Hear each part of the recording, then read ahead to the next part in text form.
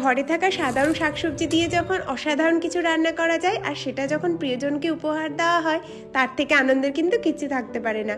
আজকে শেয়ার করছি একদম অন্যরকমভাবে সবার প্রিয় পালক পনির রেসিপি। তবে এই পালক পনির হবে অন্য পনিরের থেকে, অন্য পালক পনিরের থেকে অনেক আলাদা, অনেক বেশি সুস্বাদু, এইটুকু আমার গ্যারেন্টি। তার সাথে থাকছে লাচ্ছা পরোটা, একদম মুচমুচে, আর এটা আটা দিয়ে বানাবো। আটা দিয়ে লাচ্ছা পরোটা যার ভালো লাগে না তা একবার বানিয়েই দেখো না, এইভাবে স্বাদ মুখে লেগে থাকবে। রাতের ডিনারের মেনু এটাই বানিয়েছিলাম। বেশ সুন্দর ঝলমলা দিন, রোদ উঠেছিল, তো ভাবলাম পাঁপড়গুলো ছাদে একটু মেলে দিয়ে আসি। আর এদিকে তারপর মাথায় তেলও দিয়েছিলাম, তো শ্যাম্পু ট্যাম্পু করে রান্নাঘরে ঢুকে গেলাম রাতে রান্না করতে। আমি এটা 1টা থেকে 1:30টার মধ্যেই রাতের রান্নাটা করে রাখি। আসলে রাতে অনেক টুকটাক কাজও থাকে, ও অফিস থেকেও আসে, তো গল্প করতে তখন ইচ্ছে করে, ভাবি যে আগে যখন একা আছি রান্নাগুলো সেরে ফেলি আর কি। সেই জন্য আজকে ওকে সারপ্রাইজ দেওয়ার জন্যই বলতে পারো পালক পনিরটা বানানো। পালং শাক বেসিক্যালি আমরা বেগুন দিয়েই খাই, তবে পালক পনির কিন্তু স্পেশাল অকেশনে আমরা বানিয়েই থাকি। পালক পনির বানানোর জন্য 400 গ্রাম পালং শাক নিয়েছি। বেশ ভালো করে ধুয়ে পরিষ্কার করে রেখে দিতে হবে। এখানে সর্ষের তেল নিয়েছি 2 চামচ, তার মধ্যে 10-12 কোয়া রসুন, এই 15 থেকে 20টা বাদাম, এমনি চিনে বাদাম ভালো মতো রোস্ট করে নেওয়ার পর 1 চামচ বেসন দিতে হবে।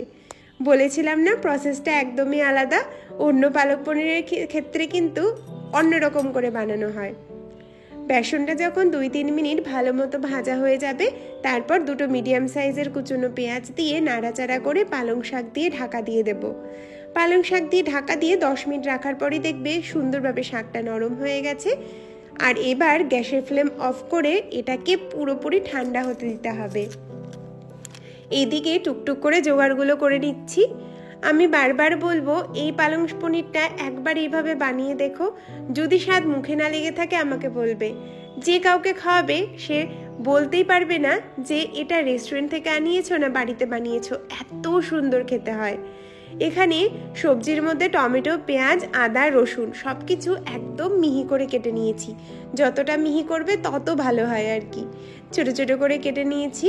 আর যেহেতু আমার কাছে সুইট কর্ন ফ্রিজেই ছিল, তো আমি 1 বাটি মতো সুইট কর্নও এর মধ্যে ইউজ করছি। বেশ মিষ্টি মিষ্টি একটা ভাব আসে। তোমরা চাইলে এমনি ভুট্টাও কিন্তু ইউজ করতে পারো। পনির নিয়েছি 250 গ্রাম মতো, সেটাকে টুকরো করে কেটে রেখে দিয়েছি। ওইদিকে পালং শাকটাও ভালো মতো ঠান্ডা হয়ে গেছিল, তো ভাবলাম বাদামের খোসাটা একটু ছাড়িয়ে রাখি। এখন কয়েকদিনে কখনো রোদ কখনো মেঘলা হয়ে থাকছে। যেদিন রোদ উঠছে সেদিন কত যে কাজ বাকি থাকে তাহার বলার না। শীতকাল পড়লো মানে আমার তো সর্দি কাশি লেগেই থাকবে, কারণ শীতকালে আমার যে অবস্থা হয় তা আমিই জানি। আমি এখানে আটাটাও মাখা বসিয়ে দিয়েছি। আটার মধ্যে কিন্তু আমি আজকে বললাম আগেই আটার লাচ্ছা পরোটা বানাচ্ছি, আর এই আটার মধ্যে শুধুমাত্র লবণ, না কোনো তেল না কিচ্ছু, শুধু লবণ দিয়ে ভালো করে রুটির মতো মেখে 1/2 ঘন্টা রেস্টে রাখবে। পালং শাকটা কিন্তু সম্পূর্ণ ঠান্ডা হওয়ার পরই মিক্সিতে দেবে, নয়তো গরম অবস্থায় দিলে কিন্তু মিক্সি থেকে ছিটকে বেরিয়ে আসতে পারে। আর ঠান্ডা করে দিলে কিন্তু রঙটাও বেশ সবুজাভ হয়, যেমনটা আমার হয়েছে দেখো। সুন্দর করে মিহি করে পেস্ট করে নিয়েছি। তো পালং শাকের পিউরিও আমাদের রেডি। এবার চলো পনিরটাকে ভেজে নিই। তোমাদের যদি মন চায় পালং পনিরের জন্য পনিরটাকে ভাজার দরকার নেই, হালকা নাড়াচাড়া করে তুলেও রাখতে পারো, বা সিম্পল এই পনিরটাকে এমনিও ইউজ করা যেতে পারে। আমি সামান্য লবণ দিয়ে হালকা নেড়েচেড়ে নিয়েছি। তারপর 2টো দারচিনি, 2টো ছোটো এলাচ, 2টো লবঙ্গ আর 1 টুকরো তেজপাতা দিয়ে ভালো মতো তেলটাতে ফোড়ন দিয়ে ওই 1 চামচ আদা কুচি, 1 চামচ রসুন কুচি, ছোট সাইজের পেঁয়াজ লাল লাল করে ভেজে নিতে হবে। এই পালং পনিরে কিন্তু প্রথমে তেল একদমই ইউজ না করলেই হয়, এক্সট্রা করে যে তেল চপচপা ব্যাপার কিন্তু এর মধ্যে আসবে না। আমরা পরে একটা ঘিয়ের ফোড়ন দেব। লাল লাল করে যখন সব ভাজা হয়ে যাবে তখন টমেটোর সাথে লবণ মিশিয়ে একটু কষিয়ে নেবে, যাতে টমেটোটা নরম হয়ে যায়। তারপর পালং শাক দিয়ে ভালো মতো করে নাড়াচাড়া করতে হবে। এমন না যে এটাকে পুরোপুরি কষাতে হবে, ভালো মতো করে ঢেকে 10 মিনিট মিডিয়াম আঁচে দিয়ে রাখবে। আর এই পালং শাকের সাথে সাথেই যদি তোমরা এমনি দানা ভুট্টা ইউজ করো সেটাকে আগে থেকে সেদ্ধ করে নেবে, তারপর এর মধ্যে মেশাবে। আর সুইট কর্ন ইউজ করলে সেটাকেও সেদ্ধ করে নেবে। আমি এখানে ফ্রোজেন সুইট কর্ন ইউজ করছি, তো এটা আগে থেকেই সেদ্ধ ছিল। তারপর ভালো মতো করে 10 মিনিট কম আঁচে ফুটিয়ে নেবে। আর দেখবে পালং শাকের কালারটা একটু ডার্ক হয়ে এসেছে, তাহলে বুঝবে সুন্দর কষানো হয়ে গেছে। আমার এখানে 2 চামচ দুধের সর আমি ভালো মতো করে ফেটিয়ে ইউজ করছি, তোমরা চাইলে ফ্রেশ ক্রিমও দিতে পারো। দুধের সর বা ফ্রেশ ক্রিম যেটাই দেবে তারপরেই পনিরটা দেবে, আর এই পনির দিয়েও আবারও 10 মিনিট ঢেকে রাখবে। অনেকেই আমাকে বলো যে পালং পনির করার পর পনিরটা শক্ত হয়ে যায়। যদি তোমরা 2-3 মিনিট নাড়াচাড়া ঢেকে রাখো, ম্যাক্সিমাম 3 থেকে 4 মিনিট ঢেকে রাখবে, তার বেশি রাখলে কিন্তু পনিরটা শক্ত হয়ে যেতে পারে। তো এটা হয় একটা কারণ। ব্যাস, ওইদিকে আমাদের গ্রেভিটা একদম রেডি। তোমাদের পছন্দ মতো তোমরা গ্রেভির ঘনত্ব রাখতে পারো। আমি এখানে ঘিয়ের মধ্যে রসুন, আদা আর কাঁচা লঙ্কা কুচি দিয়ে লাল লাল করে ভেজে নিয়েছি ফোড়ন দেব বলে। আর এই ফোড়নটা কি যে স্বাদ আনে তা বলে বোঝাতে পারবো না। একদম ফ্লেম অফ করে 2 চামচ কাসুরি মেথি, একটু ঝাল লঙ্কার গুঁড়ো, সামান্য লাল লঙ্কার গুঁড়ো দিয়েছি। এরপর এটাই উপর থেকে ছড়িয়ে ঢেকে রাখবো।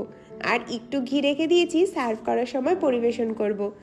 আমাদের বাড়ির তৈরি এই মজাদার স্বাদের পালং পনির রেডি। পালং পনির বলবো না পালং কর্ন পনির, সেটা তোমরাই বলো। এইভাবে একবার বানিয়ে দেখো। আর এই বাদামটা দেওয়ার জন্য এত সুন্দর একটা ঘ্রাণ আসে, সাথে কাসুরি মেথি, সব মিলেমিশে দুর্দান্ত লাগে খেতে। একবার বানিয়ে দেখো। আর এদিকে আটার লাচ্ছা পরোটা বানানোর জন্য লেচিগুলো একটু বড় করে নিয়েছি। আর যতটা পাতলা করে বেলতে পারবে ততটা পাতলা করে বেলে নেবে। ভালো করে তেল ব্রাশ করবে আর দেবে উপর থেকে শুকনো আটা ছড়িয়ে। এরপর যদি পিৎজা কাটার থাকে সেই কাটার দিয়ে চিকন চিকন করে কেটে নেবে। আমার কাছে ছিল না, তো আমি চাকু দিয়েই কেটেছি। একদম পাতলা পাতলা করে কাটবে, যতটা তোমরা পারো আর কি, তাহলে লাচ্ছা পরোটার লেয়ারগুলো খুব সুন্দর আসে।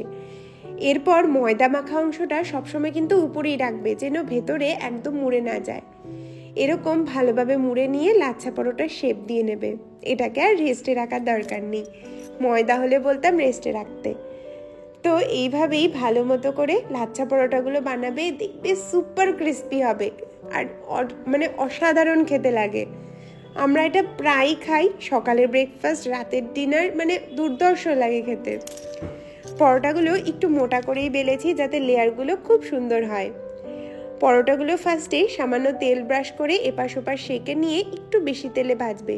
চাইলে তোমরা একদম কম তেলেও সেঁকে সেঁকে করে ভাজতে পারো, সেই ক্ষেত্রেও কিন্তু পরোটার লেয়ারগুলো খুব সুন্দর বোঝা যায়। তবে আমি একদম সুপার ক্রিস্পি করার জন্য একটু তেলে ভেজেছি। লাচ্ছা পরোটাগুলো এত ক্রিস্পি হয়, কোনো রকম ময়ম ছাড়াই কিন্তু এত সুন্দর লাচ্ছা পরোটা হয়। আর বিশ্বাস করো, অনেকেই আমার কাছে জানতে চেয়েছিলে যে আটার লাচ্ছা পরোটার রেসিপি। তো এই রইল, যারা যারা বাড়িতে বানাবে অবশ্যই জানাবে কেমন লাগলো। এই পরোটার মধ্যে কিন্তু একটু রসুন আর ধনেপাতা কুচি দিলেও বেশ ভালো লাগে। শব্দ শুনে বুঝতে পারছো কতটা ক্রাঞ্চি হয়েছে, আর লেয়ারিংগুলো কিন্তু খুব সুন্দর বোঝা যায়। তো আমার আজকের ডিনার মেনু একদম রেডি, একদম চটজলদি একটা রেসিপি।